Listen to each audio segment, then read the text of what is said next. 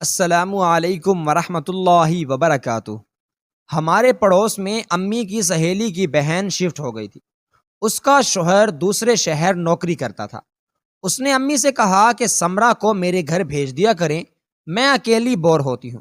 امی فوراً راضی ہو گئی، جبکہ میرے باپ بھائیوں نے امی کی مخالفت کی تھی کہ جوان بچی کو پرائے گھر نہ بھیجو، لیکن گھر میں میری امی کی جلتی تھی۔ امی نے یہ کہہ کر سب کو خاموش کروایا کہ اس کے گھر میں کوئی مرد نہیں ہوتا۔ مجھے بھی کلثوم آنٹی کے ساتھ مزہ آتا تھا۔ اب وہ سارا دن مجھ سے مزے مزے کی باتیں کرتی رہیں۔ میری اسکول سے چھٹیاں تھیں تو ہم کو باتیں کرنے کا بہت وقت ملتا تھا۔ ہم مل کر کچن سنبھالتے اور کھانا پکاتے۔ آنٹی اپنے بچپن کے قصے سناتی اور میرے ساتھ اچھا وقت گزارنے کی کوشش کرتی۔ اسکول کھلے تو پڑھائی کا مسئلہ درپیش ہوا۔ مجھے حساب کے سوال سمجھ نہیں آتے تھے۔ آنٹی نے اس مسئلے کا یہ حل نکالا کہ مجھے پڑوس میں ٹیوشن لگوا دی اور میں فضا باجی سے پڑھنے ان کے پاس جانے لگی۔ وہ گھر پر نہ رہتے تھے، ان کے لڑکے بھی دوسرے شہر ہوتے۔ گھر پر کوئی مرد نہیں ہوتا تھا، والدہ ہی گھر پر ہوتی۔ فضا باجی اپنی والدہ کے ساتھ گھریلو امور انجام دیتی۔ ان کے پاس کافی وقت ہوتا تھا، تب ہی وہ مجھے بہت توجہ اور محنت سے پڑھاتی تھی۔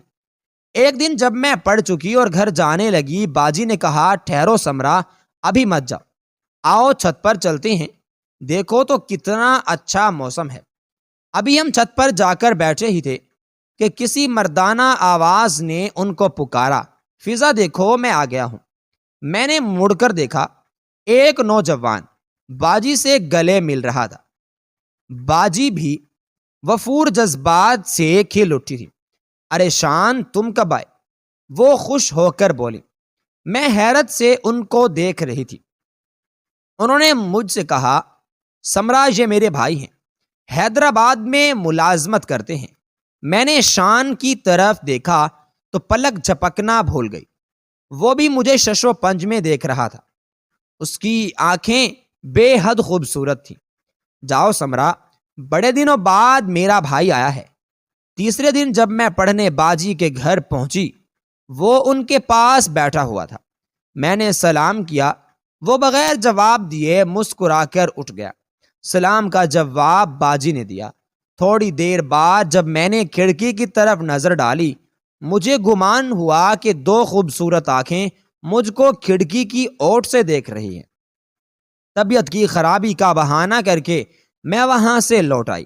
گھر آئی تو کوئی عجیب سی پریشانی بھی میرے تعاقب میں آئی۔ ایک آنٹی ہی میری رازداں تھی۔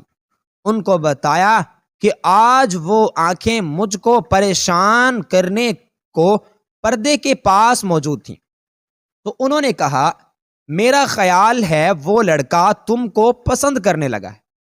ایک روز میں ٹیوشن لینے گئی تو فضا باجی گھر پر نہ تھیں۔ کچھ دیر میں ان کی امی کے پاس بیٹھی رہی۔ گھر آنے لگی تو شان نے کہا، آؤ میں تم کو پڑھا دوں، کیوں آج پڑھائی کا حرج کرتی ہو؟ میں نے آنٹی کی طرف دیکھا، وہ بولی، ہاں ہاں بیٹی پڑھ لو۔ میں پڑھنے کو بیٹھ گئی۔ اس نے مجھے زیادہ سے زیادہ سوال سمجھائے۔ شاید وہ یہ چاہتا تھا کہ میں کچھ اور وقت بھی وہاں پر رکوں۔ ابھی شان کے پاس بیٹھی پڑھ رہی تھی کہ فضا باجی آ گئی۔ باقی جو کچھ رہ گیا تھا وہ باجی نے پڑھا دیا۔ پھر آئے دن یہ ہونے لگا کہ باجی گھر پر نہ ہوتی مگر شان موجود ہوتا۔ وہ مجھ کو پڑھانے لگتا اور میں بیٹھ جاتی۔ اس دن چھٹی تھی، دن کے تقریباً 9 بجے تھے۔ میں ان کی امی کے پاس بیٹھ گئی۔ تھوڑی دیر بعد انہوں نے شان کو آواز دی، بچی بلا وجہ بیٹھی ہے، اس کا وقت ضائع ہو رہا ہے، شان بیٹے تم ہی اس کو پڑھا دو، فضا تو جانے کب تک آئے گی۔ شان نے کہا، جی، اور میرے سامنے آ کر بیٹھ گیا۔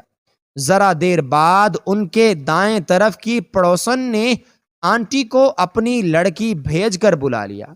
وہ فوراً چادر لپیٹ کر چلی گئی۔ ان کو یہ دھیان بھی نہ رہا کہ میں اور شان گھر میں اکیلے ہیں۔ بس اتنا کہا کہ 5 منٹ میں آتی ہوں۔ اس روز پڑھاتے پڑھاتے شان نے کہا، تم اتنا کیوں بولتی ہو؟ میں نے جواب دیا، مجھے زیادہ باتیں کرنا پسند نہیں۔ وہ بولا، تم جانتی ہو میری چھٹی ختم ہو رہی ہے اور مجھے واپس ملازمت پر جانا ہے۔ نہیں، میرا جواب ایک لفظ تھا فقط، اچھا تو سن لو، تم نے کسی کی روح پر قبضہ کر لیا ہے اور اس کے دل کی دھڑکن بن گئی ہو۔ میں ہونکوں کی طرح اس کی طرف دیکھنے لگی، کہنے ایسا کیا دیکھ رہی ہو؟ تم بہت معصوم ہو۔ تمہارا یہ معصوم چہرہ میرے ذہن سے ایک پل کے لیے بھی گم نہیں ہوتا۔ جانتی ہو تم ابھی بہت چھوٹی ہو، شاید 13 یا 14 سال کی، لیکن محبت عمر نہیں دیکھتی۔ میں 4 ماہ بعد آؤں گا، تم سوچ کر رکھنا کہ تم نے میرا انتظار کرنا ہے یا نہیں۔ تمہیں میری اس بات کا جواب دینا ہوگا۔ آنٹی کو بتایا تو وہ بولی، سمرا تم تو خوش نصیب ہو، اتنا چاہنے والا ملا ہے۔ اگر مجھے کوئی ایسا کہتا تو میں فوراً محبت کا جواب محبت سے دیتی۔ انہوں نے محبت کے بارے میں ایسی باتیں کہیں کہ میں اس کام کو بہت ضروری اور اہم خیال کرنے لگی۔ ان کی باتوں نے میرے کچے ذہن پر بہت برے اثبات مرتب کیے۔ میرے دل میں چبھنے والی بے چینی پیدا ہو گئی۔ نہ جانے کیا ہوا کہ میرے دل کی دنیا ہی بدل گئی۔ سارا دن اداس رہتی، امی کے پاس جانا بھی کم کر دیا۔ آنٹی کلثوم ہر وقت انہی سے ہی باتیں کرنے کی کوشش کرتی، وہ بھی مجھے ٹوکنے کی بجائے میرے حوصلے کو بڑھاتی تھی۔ بار بار جتلاتی کہ تم مانو یا نہ مانو، تم کو شان سے محبت ہو گئی ہے اور یہ کوئی بری بات نہیں ہے۔ یہ بات انہوں نے بار بار مجھ کو اس طرح یاد کرا دی کہ میں نے محسوس کیا کہ اب میں شان کے بغیر نہیں رہ سکتی۔ مجھ کو محبت کا مطلب سمجھ میں آنے لگا کہ ہر وقت جس کو یاد ستائے، ہر دم جس کی کمی محسوس ہو، سمجھو کہ اس سے محبت ہو گئی۔ میں اب کھل کر شام کا نام لینے لگی۔ پڑھائی سے دل اچاٹ ہو گیا۔ میری حالت بھی ان دنوں پاگلوں جیسی ہو گئی تھی۔ اس حالت میں آنٹی نے میری بہت دل جوئی کی، بہت خیال رکھا۔ اب سوچتی ہوں کہ ان کا یہ لگاؤ برا برتاؤ ان کی دوستی نہیں بلکہ دشمنی تھی۔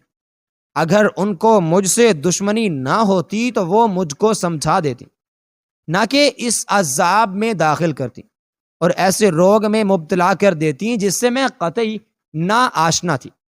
وہ مجھے سمجھا کر روک دیتی کہ ایسی باتیں نہ سوچو، یہ باتیں تمہارے سوچنے کی نہیں ہیں، بس اپنی پڑھائی کی طرف دھیان دو۔ غرض کہ وہ اچھی نہ تھی، میں تو لائق طالبہ تھی۔ مجھ کو تعلیم کی طرف راغب کرنے کی بجائے انہوں نے سیدھے راستے سے بھٹکا دیا اور ایسے راستے پر چلایا، اگر ان کی جگہ میری ماں ہوتی تو ضرور مجھے روکتی۔ یہ 4 ماہ مجھ پر صدیوں کی طرح بھاری گزرے۔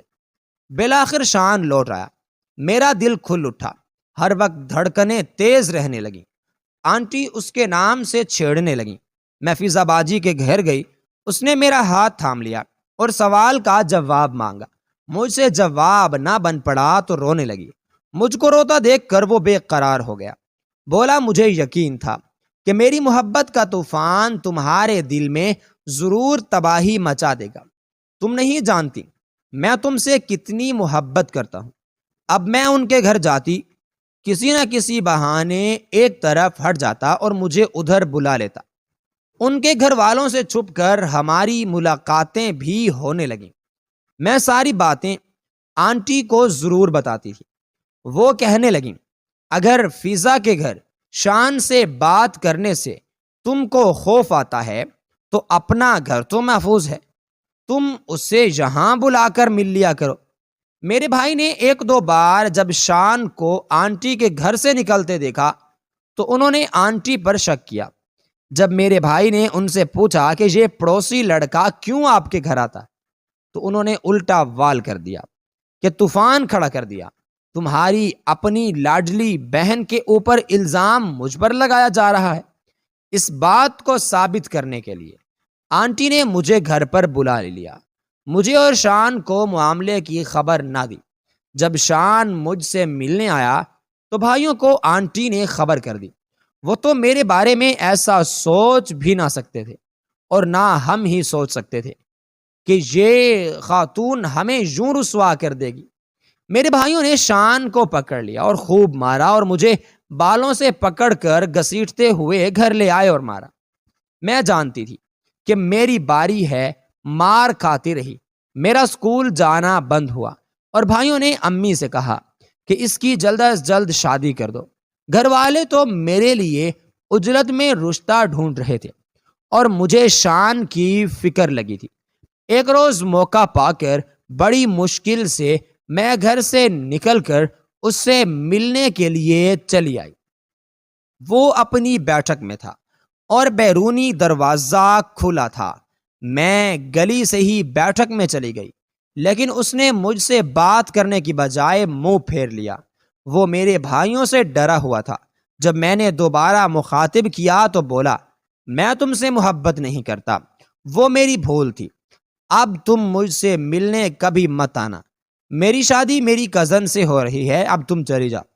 میری اور اپنی شامت مت بھلاؤ۔ مجھ کو اس سے ایسے جواب کی توقع نہ تھی۔ دل کو چوٹ لگی، مجھے سخت تکلیف پہنچی، مگر کچھ نہ کہہ سکی۔ روتی ہوئی گھر آ گئی۔ جس پر سب کچھ قربان کر دیا، اس نے جان کے خوف سے مجھے منہ موڑ لیا۔ لیکن یہ اچھا ہی ہوا، مجھے سبق تو مل گیا کہ ماں باپ کی عزت کا جنازہ نکال کر میں نے بہت بڑی غلطی کی تھی۔ مجھ کو کم سنی میں ایک غلط عورت کے گھر رہنے کی بہت بڑی سزا ملی۔ آج بھی سوچتی ہوں کہ میری اس بربادی میں کس کا قصور تھا؟ میرے والد کا، جنہوں نے مجھے ایک غیر عورت کے سپرد کیا، اس عورت کا جس نے مجھے اپنی ڈگر پر چلایا اور حفاظت کرنے کی بجائے مجھ کو تہی دامن کر دیا اور رسوا بھی۔